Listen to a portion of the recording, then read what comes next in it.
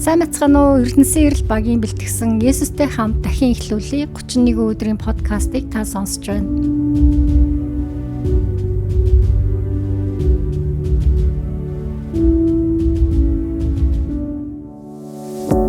Бага юмд найдвартай хандсан хүн том юмд бас найдвартай ханддаг. Бага юмд шударга бус ханддаг хүн том юмд бас шударга бус ханддаг. Луух 16-гийн 10.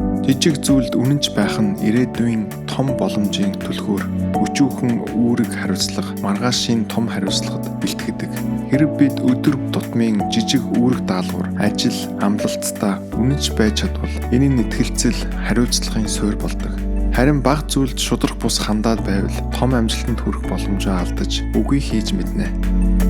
Бага зүйлд үнэнч байх нь зөвхөн ажлын үр дүн биш. Бас бидний сэтгэл зүрхний хандлага, итгэл үнэмшлийг батжуулдаг. Өнөөдрийн жижиг итгэл, өчүүхэн хичээл зүтгэл маргаашийн том амжилтанд бэлтгэдэг билээ. ертөнцийн эзэнтэй ярьцгаая. Их эзэн минь, биднийг их том гэлтгүү ямар ч үед үнэнч байхад туслаач. Өчүүхэн зүйлдч бид таны өмнө шударга үнэнч байж маргаашийн том даалгаварт итгэлтэйгээр бэлэн байх хүчийг бидэнд өгөөч.